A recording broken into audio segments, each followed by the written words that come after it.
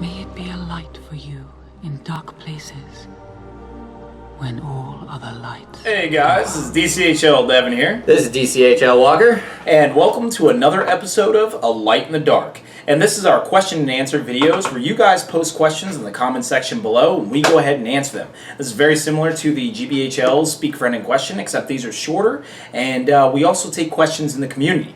However, for this video, we're actually going to go ahead and just run straight through with the comments because we actually missed a video for last week. So without further ado, let's get right into it. You can blame me. I was doing finals for classes, so I was super swamped. That and I had to edit a battle report, so it all worked out. Poor baby. So the first question we have here is from Thomas Minard. And I hope I'm pronouncing that right. I apologize if I'm not. He says, Glorfindel versus the Twins. Who is better and why?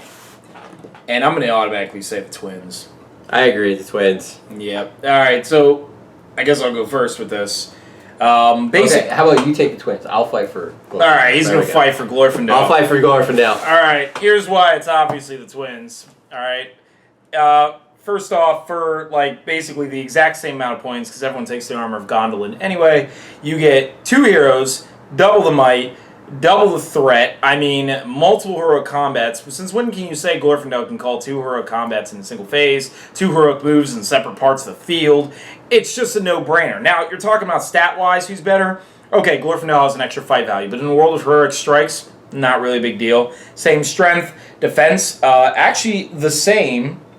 Yeah, they're exactly the same. Now, here, Glorfindel has more wounds and more attacks, but as I said, you're doubling your characters. So, in a way, you can actually argue that Eladon and Elra here have more attacks and more wounds, and Might Will Fate, yeah, they already have more might. Honestly, these guys have a bit more in versatility as far as can wear elven cloaks and stuff like that. They can take 2 horses. Glorfindel gets a bit of a fast run, but... He does. The white steed that Gandalf uses. Glorfindel is only a little bit better stat-wise, and yet the Twins just grant more range. Just tons more range, tons more versatility and options of what you can do. What about you, though? All right, so I have to point out a few things he said wrong.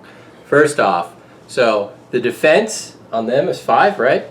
But you add a heavy armor to them, right? Because they already have armor on, it only goes up to a 6. When you add the armor, which counts as a heavy armor, his defense goes up to a 7. I'm incorrect. So, Glorfindel has a 7 defense, which is, as we all know, can strengthen 3 and 4, they need 6s to hit.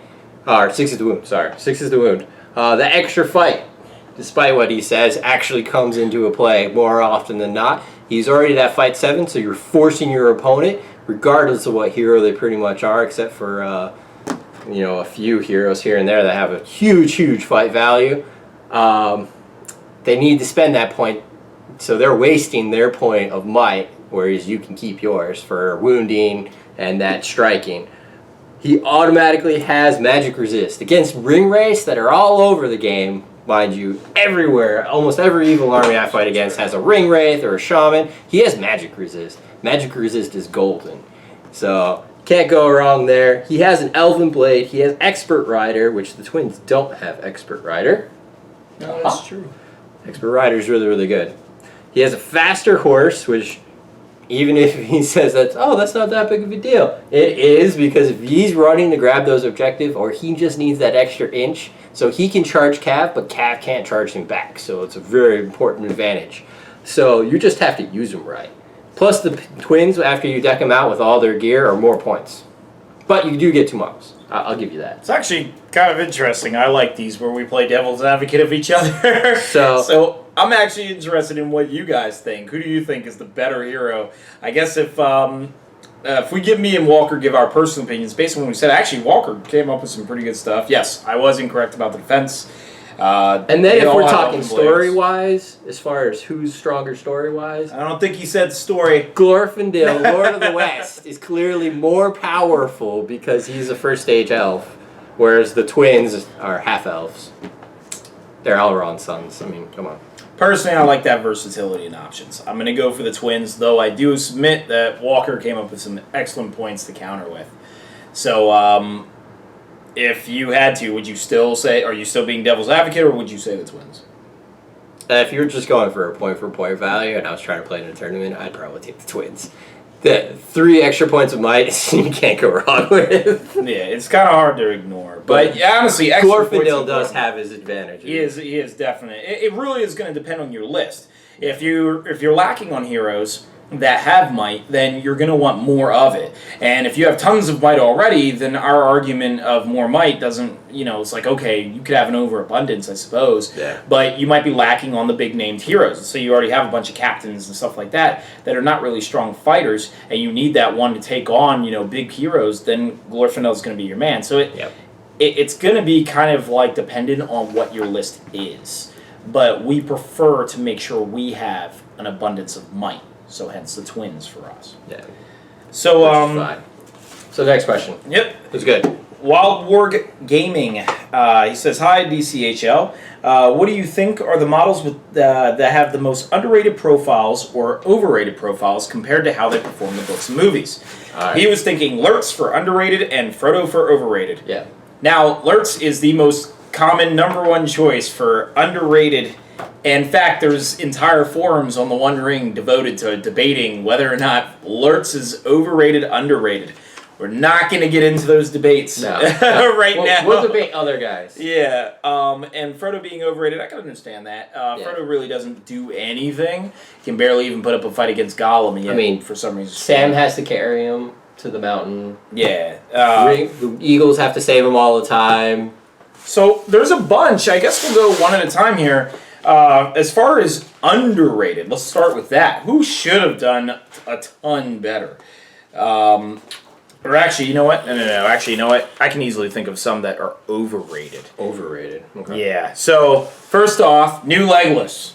According to the movies, he should be able to fly up rocks that are, so basically when you push him off cliffs, he should somehow magically be able to get back on. And the old version should be able to throw down a shield and slide down it like in the 2 towers. Yep. To just shoot like 3 or 4 orcs and Uruk Hai in the case. And Legolas should be able to climb up a Momokill and shoot it in the head. It is BS. I've been clamoring for years. Legolas is the most underpowered model in the game.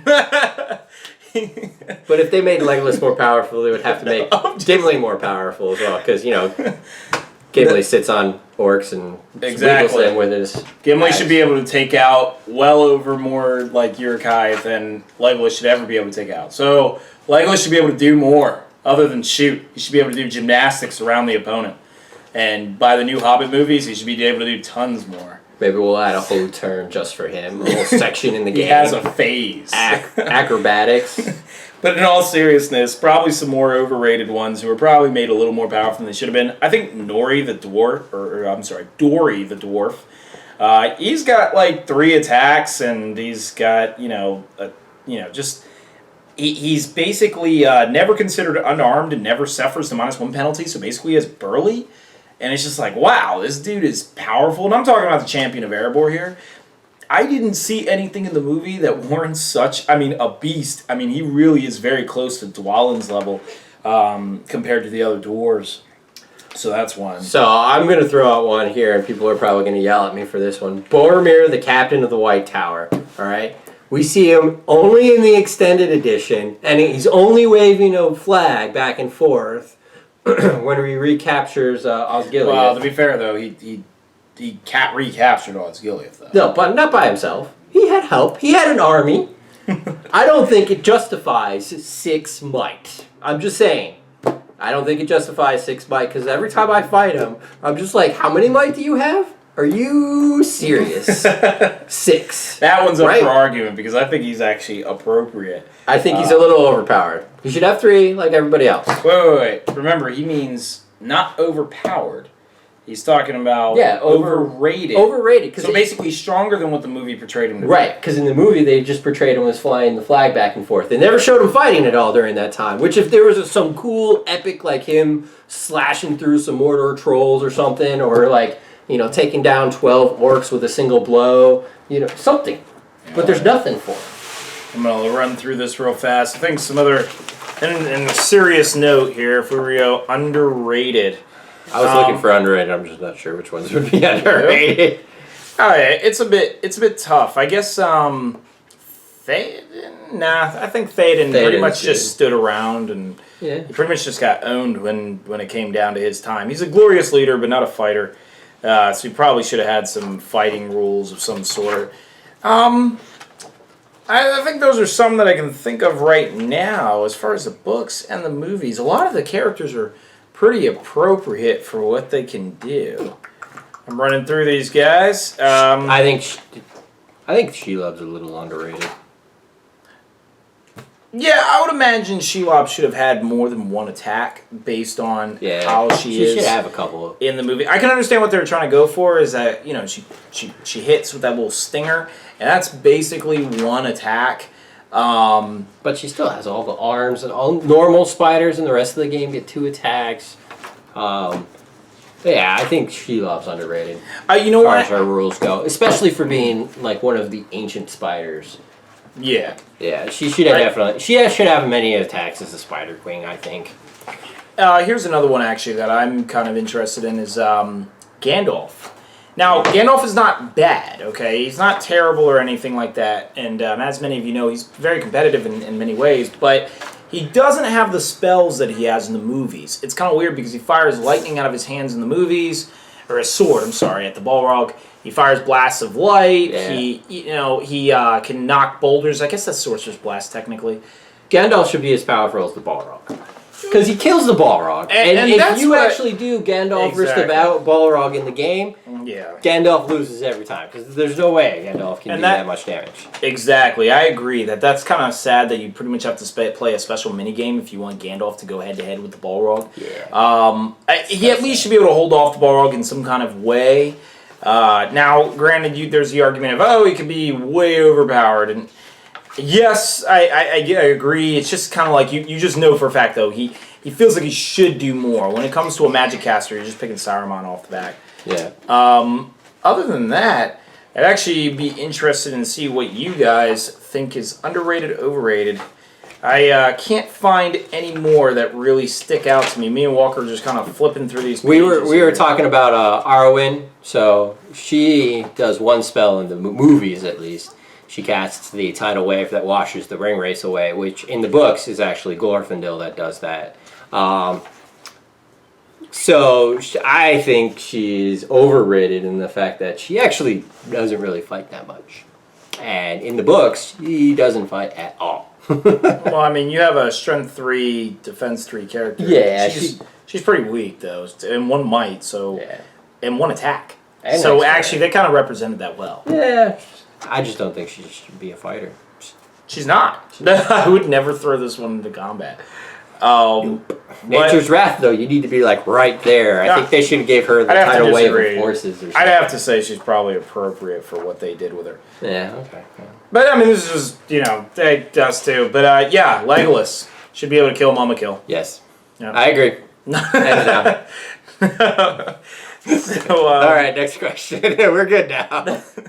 Brian Killian writes, hey guys, who are your favorite Uruk Hai Orc Heroes and why? So, we actually know this player. He's actually one of the members of our DCHL. And, who is this? Brian. Oh, Brian, all right. Hey, Brian. Yep. See we'll answer your question. Nova Open, actually, hopefully. And he plays an Isengard force. And so that's what we're going to format these questions toward. Orc, Uruk Hai Heroes. I guess Orc, I could technically go into Mordor. There's some Orcs in there. But we'll just stay in Uruk Hai. So, favorite Uruk Hai Heroes. All the Uruk Hai function relatively the same. It's kind of hard to... There's like minor differences between them. I know that the fan favorite that everyone usually is going to pick is Vrasku, and actually I'll have to admit he's a favorite of mine. The ability to fire 2 crossbow shots is awesome. So wrong. He's pretty much similar stats as all the other Uruk Hai heroes. He has 3 might and everything like that. So just that fact that he has a crossbow you can fire twice is pretty damn impressive. Not to mention he fires it more accurately than your average crossbowman. So that is generally, I'm going to honestly pick that as my #1 favorite. Every time I play Isengard, I usually will play that How do you say hero. Maher, I believe. Maher?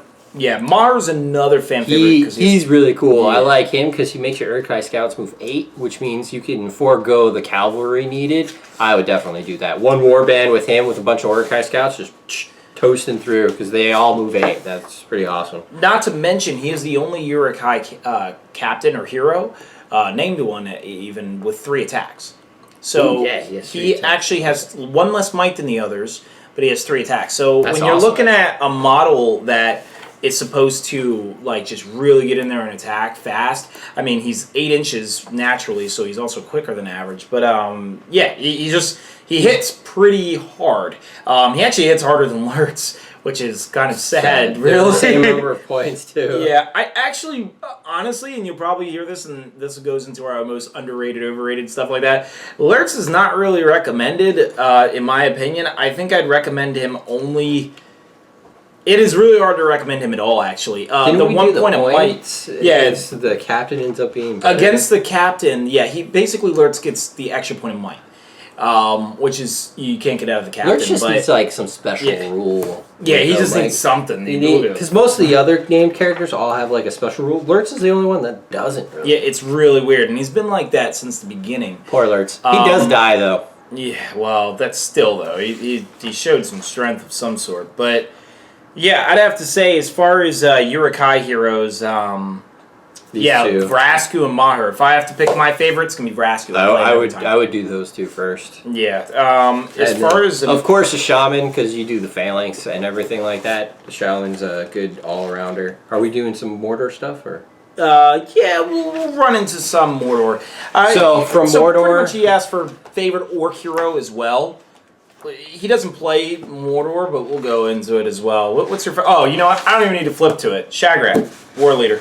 Shagrat? Yeah, anyone who's played Shagrat knows he is the best orc, hands down. I mean, he's a Uruk Hai. He's a Uruk Hai. That actually still factors into my answer though. Still factors. He's a Uruk Hai leader, but yeah, Shagrat's another beast of a monster. Yeah. And actually, if you want, what you could do if you want to be particularly nasty is take Shagrat with a bunch of Black Guard, and then take a bunch of. I guess you could take a Phalanx. Personally, I don't use Black Guard in the front of a Phalanx. When I use a Phalanx, I prefer to go toward numbers of attacks. Because when you're in a Phalanx, you know you're going to die if you lose. So it's most important to win. Even more so than Berserkers, Ferals. Ooh, yeah, because they're cheaper, right? Yeah, they're cheaper. Yeah. So See, looking at this makes me want to do an Isengard list. Yeah, they're an awesome army. All right, so I guess favorite Orc hero, I guess you'd have to say like Gothmog or something, but I know you're talking about Isengard, so Yeah. We'll just stick with that. Yeah. Start putting them in your list, unless you want to go only close combat oriented. In which case, take out the Lurtz model that you have, throw in Maher. Even if you're not going to upgrade, even if you're not going to do that, so I really worth it, think though. Maher is I would- so much better. 3 attacks is insane. Dude, Brian, I would say put in Maher and then do a bunch of Uruk Hai scouts with them, and they're your flanking troops. It's one thing you're That's an already idea. lacks. So Mobility is always key. and remember to that Maher Maher. doesn't have to be with them in order for them to get the 8 inches. They can just go off on their own. Yeah. Maher can lead your phalanx. So, But he has 8 inches. You would want to take advantage of that fact. yeah, I would. I would. yeah. Tactically, I would. You have figured out a way to do that. So, Listen to me. I'm right. I'm better than he is. so I guess our what is this? Next question is from who else but Halder. He says that we had some interesting responses regarding the last week we had a question about who our favorite elven heroes are. Yep. And he said he agrees about the new Legolas. He's just so versatile. He's great. He is one of his favorite heroes, and the same goes for Rummel too. Those are some of the answers we gave. And he said, here's a follow-up, same question, but for Dwarven heroes. Who are our top three Dwarven heroes? You have the doors in there? Yeah. No, all right. So this one is actually particularly tough because now we have 26 more new Dwarven heroes. Now, you may ask why I say 26 is, well, actually, it's more than 26. Are we just 28. Are we doing just named characters? Or? It is named characters only, and Yeah, okay. still 28 new Dwarven heroes for named characters only. Because remember, you have Thorn's Company, and then you have the Champions of Erebor, which are completely separate heroes. Then you have Thrain and Thror. So you have a lot of options now. Dwarves easily have more heroes in the game than anybody else. So, All right, I know my 3, but I'm not sure about the order. all right, so I'm going to go ahead and pick my number 1. And Yeah, let me think about number 1 here for a minute. I'd have to say, if I have to go toward a number 1, it's... see, each one you're going to pick for a different role, right?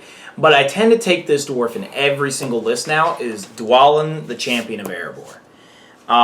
If not Dwalin, Champion of Erebor, then at least his other version, which is the regular Dwalin, to lead troops. But personally, I prefer to take the Champion. I just tend to toss him in there with my extra 115 points.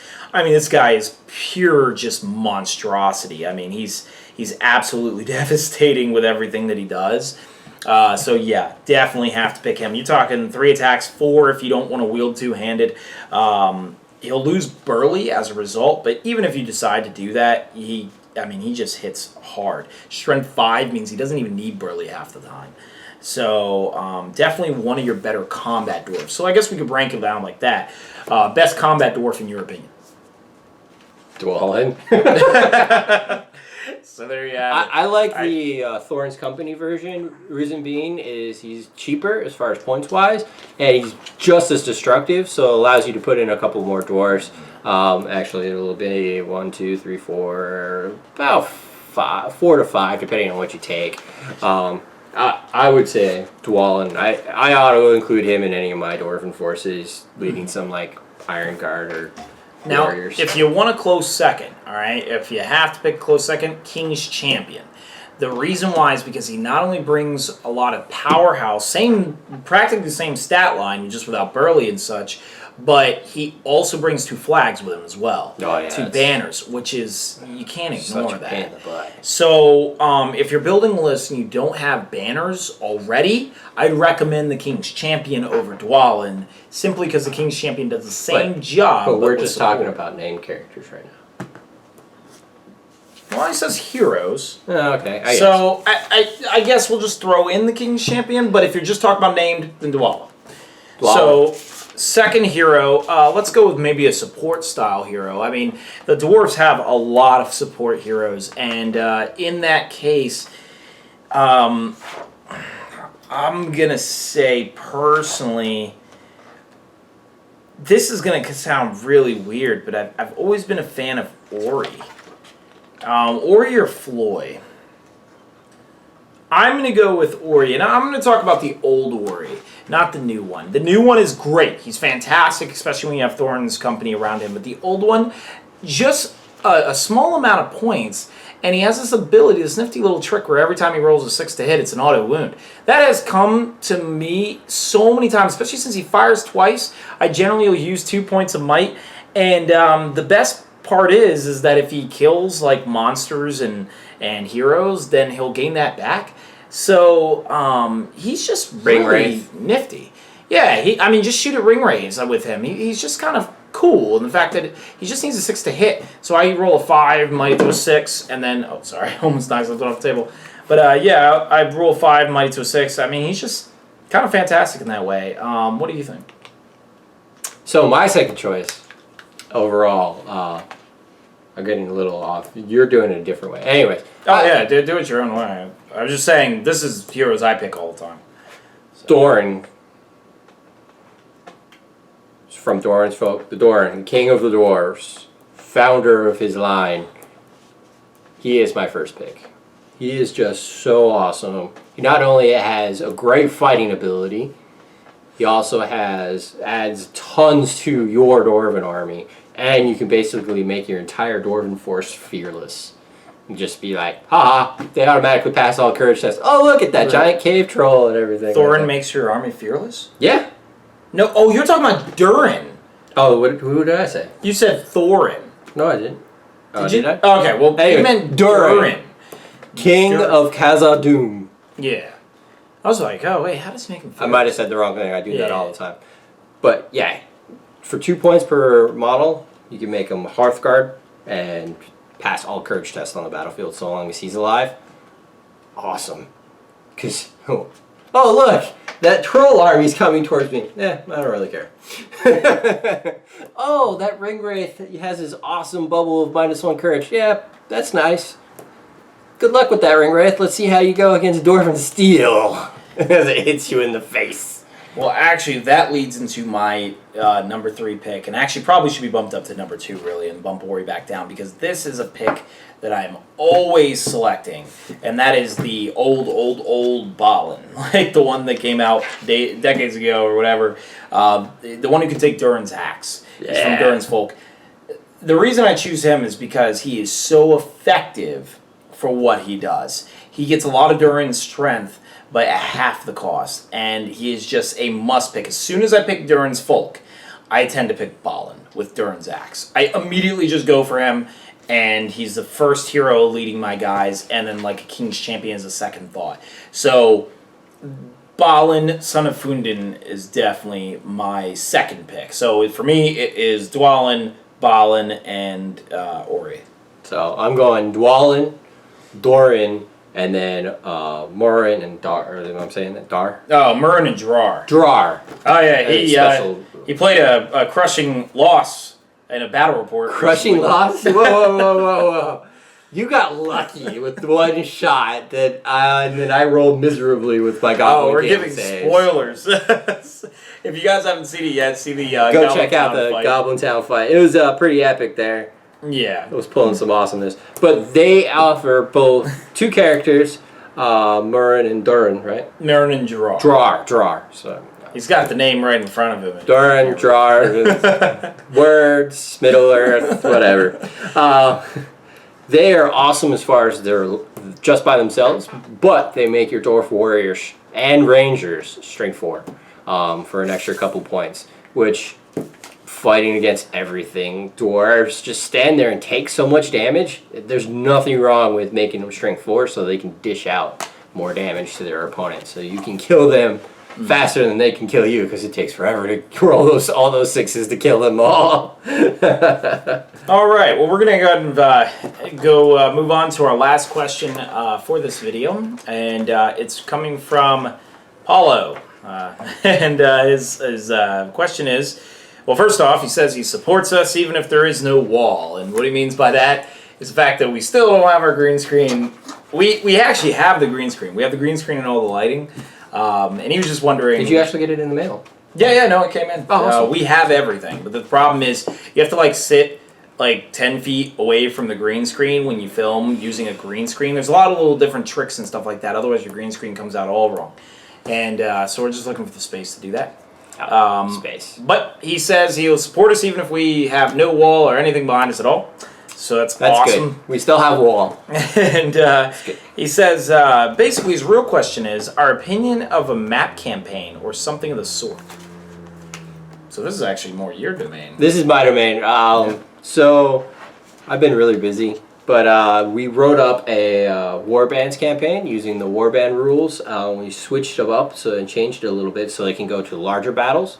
A map campaign I do love. Yeah. We were actually just discussing this. We here in our community, we're actually getting man, like this last week we had everyone all weekend playing Lord of the Rings so that they could get their tournament lists ready, so they could get their... So we have a lot of new players as well, and so all the veterans are playing them and pointing out tactics, and the guys waiting for a game were helping the newer guys out, which was awesome. I loved it.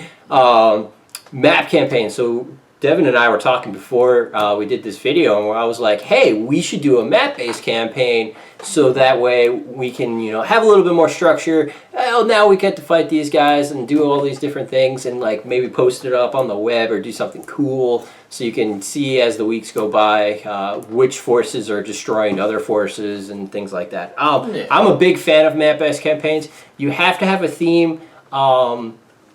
Keep the battles pretty consistent. The problem is keeping players connected to the campaign so that we want to keep coming back.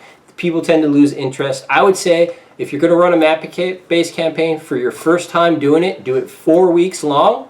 4 weeks. There we go. Now you guys. Yeah, don't 4 weeks long and keep it simple and short. Mm-hmm. If everybody enjoyed it, great.